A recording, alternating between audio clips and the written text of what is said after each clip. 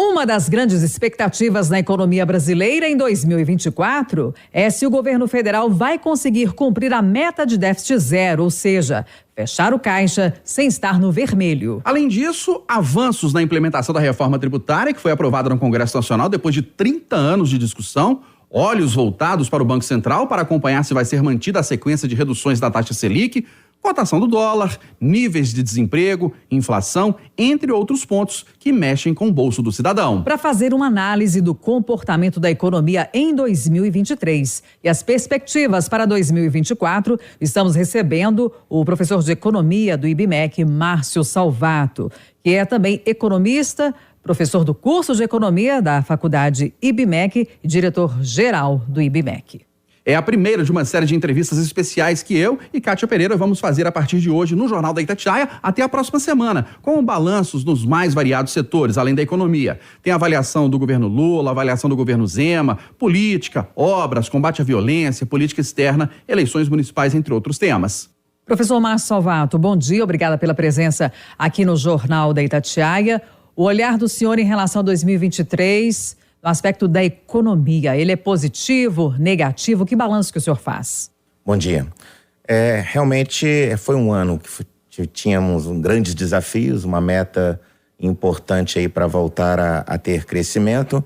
O primeiro semestre ele não foi tão bom. O segundo semestre nós tivemos um aquecimento da economia. Acho que um número só importa, né? Quando nós entramos em 2023, tínhamos uma expectativa de crescimento abaixo de 1%. E é possível que a gente feche algo próximo de 3%, mas a taxa de juros ela continuou elevada e a tendência de queda demorou um pouquinho mais do que o esperado. Por outro lado, a inflação conseguiu ceder essa inflação com essa política ajustada do Banco Central. Então tem notícias boas e notícias ruins esse ano.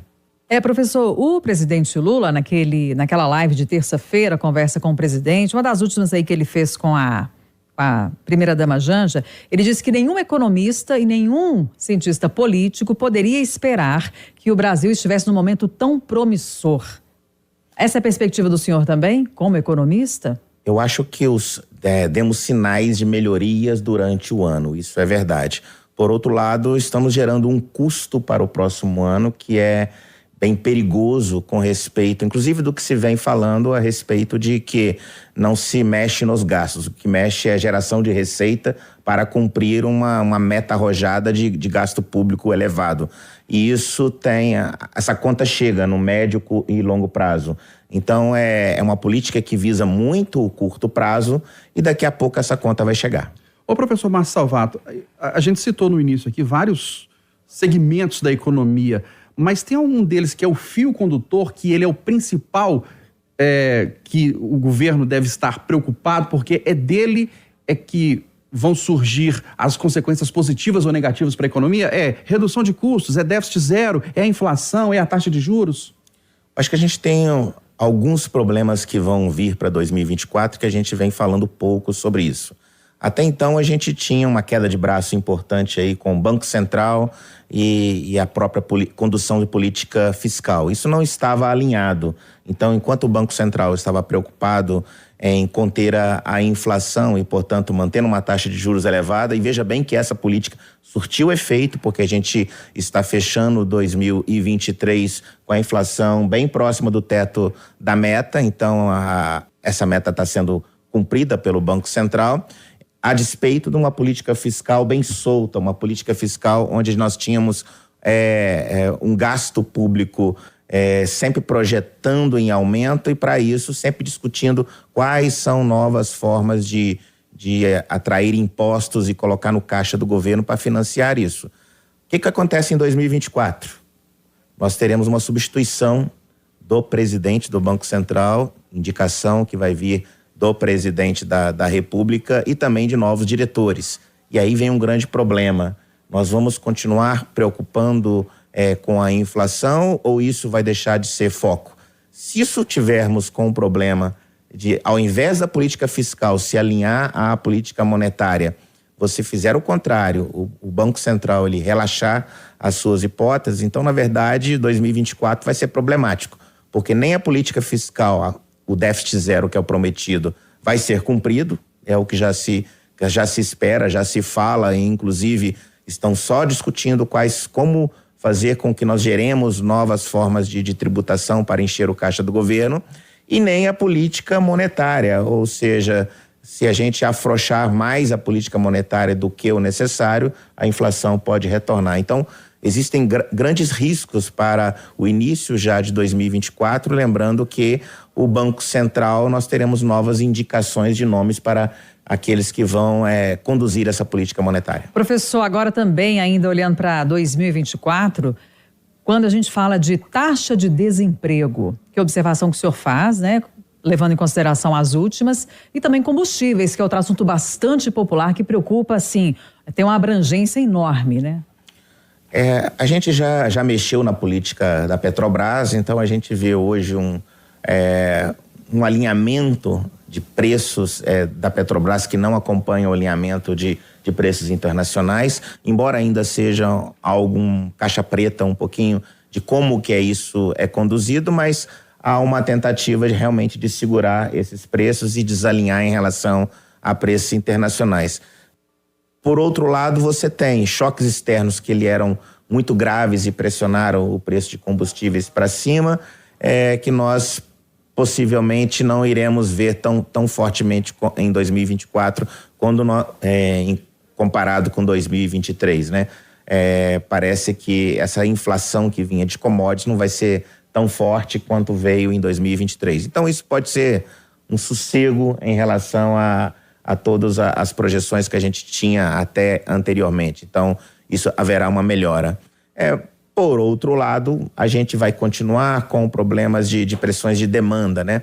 Eu não sei até que ponto nós podemos dizer que a oferta vai novamente se aquecer tão forte para 2024. Mas a gente tem expectativas que 2024 a gente possa realmente ter um crescimento, mas um crescimento menor. Nós perdemos algumas fontes de crescimento que foram importantes para este ano. Agora, para a gente finalizar, professor, o nosso ouvinte, nosso internauta ouvindo taxa Selic, cotação do dólar, inflação, déficit zero, ele deve estar pensando, e como é que eu vou comportar em 2024 com meus gastos? Troco meu carro, não troco? Troco a minha casa, não? Junto dinheiro ou não? Cartão de crédito? Qual que deve ser o comportamento do cidadão? Mas eu queria poder contar também com o seu poder de síntese, professor, para falar sobre o desemprego. Tá certo. Esquecemos de falar sobre taxa de desemprego. Então, na verdade, a taxa de desemprego ela veio em redução, deve continuar com uma taxa de desemprego abaixo dos 10 pontos para 2024, mas nós temos um problema que esse tipo de desemprego que nós temos agora é muito um desemprego estrutural, ou seja, nós temos pessoas que estão desempregadas, que não têm a formação ou a qualificação para a área que está demandando emprego neste momento. Então, nós temos sempre aí um desafio muito grande quando a gente fala de desemprego estrutural. Políticas de requalificação, de recolocação no mercado de trabalho são importantes. Por outro lado, agora a gente falando um pouquinho para todos os nossos consumidores, como é que a gente deve se comportar, a regra é sempre a mesma. Veja, num contexto de taxa de juros elevado, a gente tem que sempre tomar um cuidado com o uso de crédito, ou seja, se você vai usar lá o seu crédito especial da sua conta corrente ou o seu cartão, cuidado, porque são as maiores taxas de juros que nós temos no mercado e, portanto, deve-se fazer um planejamento. Pessoas que compram a crédito, pode-se comprar a crédito, não tem problema comprar a crédito, mas existe sempre planejamento, ou seja, olhar para a sua renda futura, é uma renda garantida ou não, e se você tem algum risco de renda futura, então você não pode assumir compromissos a crédito para pagar ali na frente. Então as pessoas têm que sempre fazer essa conta. Professor, agora só para encerrar mesmo em poucas palavras, a economia melhorou ou não?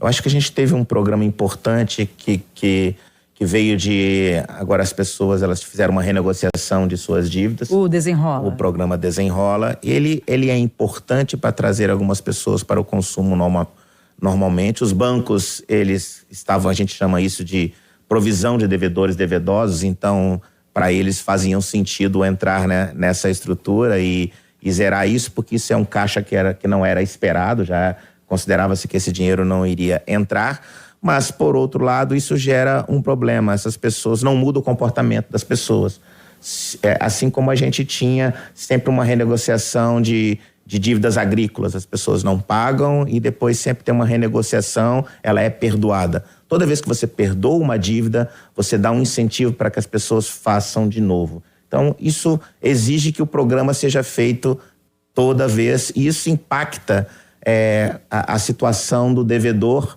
e isso impacta a taxa de juros de ponta no mercado que sobe.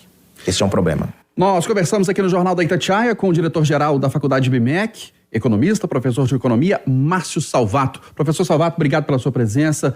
Um ótimo dia para o senhor, um ótimo 2024. Eu que agradeço, um ótimo 24 para todo mundo. Obrigada, professor. Feliz ano novo. Até a próxima.